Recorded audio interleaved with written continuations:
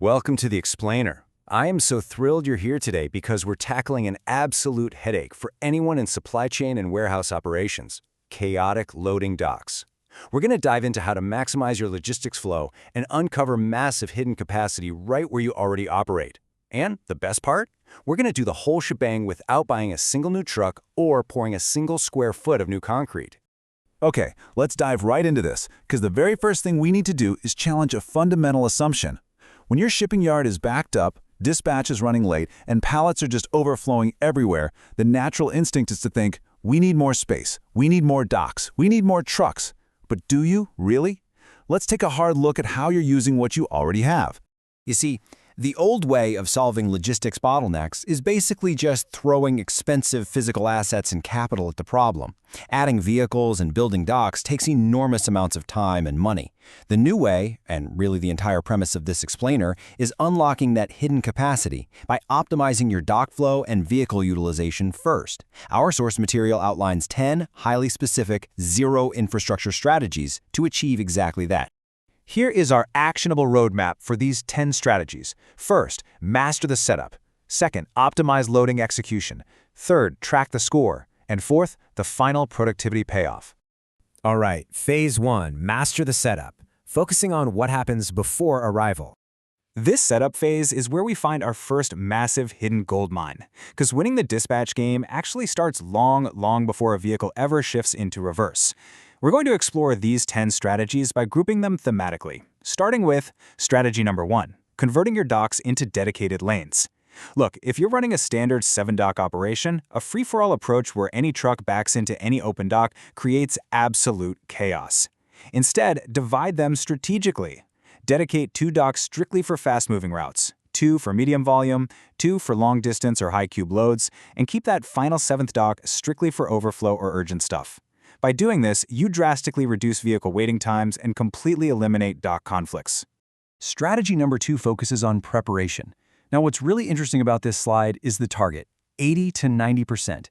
A massively common productivity loss is waiting to prepare a load until after the truck has already arrived.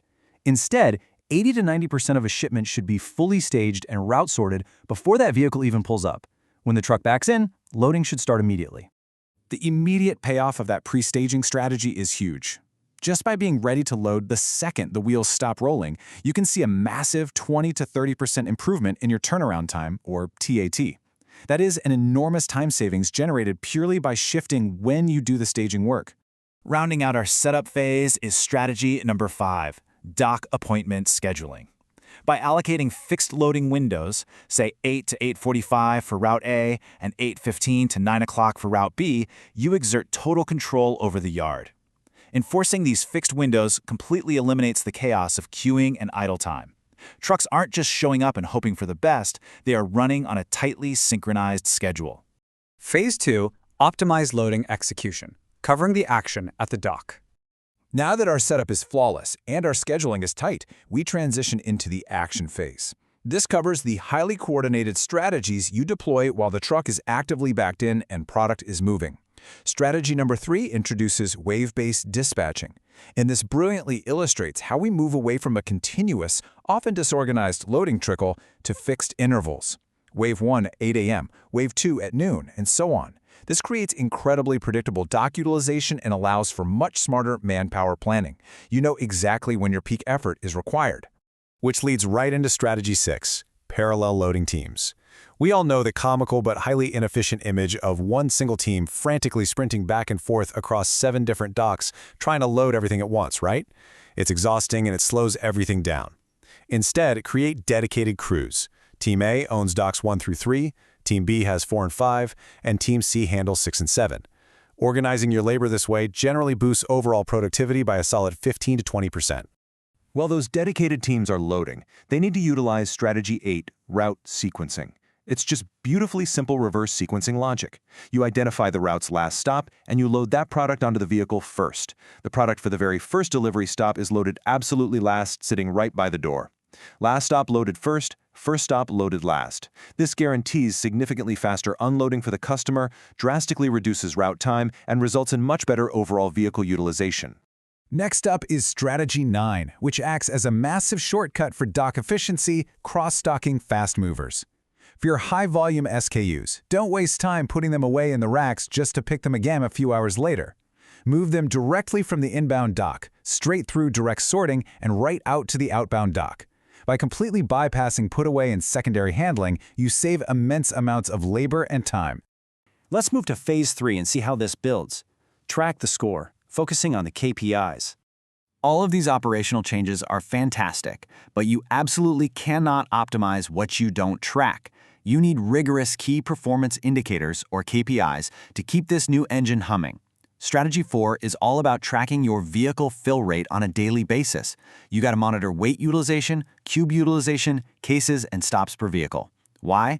Because the math here is unbelievable. Just a 5 to 10% increase in your fill rate creates the exact same capacity as buying brand new vehicles. You are literally creating free transport capacity just by packing smarter. Strategy 7 demands that we measure and reduce dock dwell time, specifically looking at turnaround time from the exact moment a vehicle is in to the moment it is out. You should be displaying dock-wise dashboards daily to hit these best-in-class targets. Small vehicles loaded and gone in under 30 minutes, medium vehicles in under 45 minutes, and large vehicles out in less than 60 minutes flat. So the crucial point is bringing it all together under Strategy 10, the 5 core KPIs for success. These are the ultimate metrics you must hit every single day to maintain absolute dock mastery. You want a vehicle fill rate over 90%, dock utilization over 80%, overall loading TAT kept under 45 minutes, an on-time dispatch rate of over 98%, and finally, constantly driving continuous improvement in your cases loaded per man-hour. Hit these marks, and your operation is completely elite. Finally, Phase 4, the final productivity payoff, where we look at the results. Now for the best part, the quantifiable, real-world benefits of running this specific 10-strategy playbook on a standard 7-dock operation. The throughput gains are genuinely staggering. By executing these strategies without adding a single new vehicle or pouring concrete for more docks, a well-run operation can typically achieve 10 to 15% higher vehicle utilization. You get 15 to 25% more overall dock throughput, and a massive 20 to 30% reduction in loading turnaround time. And on top of all of that, it generates a 5 to 10% reduction in your transport cost per case. This playbook completely changes the financial equation of your supply chain. So I'll leave you with this final, provocative thought. Before you sign the check to expand your warehouse, buy a fleet of new trucks, or build more bays, are you truly maximizing the docks you already have? Because chances are there is massive hidden capacity waiting to be unlocked in your operation right now. Thanks so much for joining me for this explainer. I hope you take these strategies and run with them, and I'll catch you next time.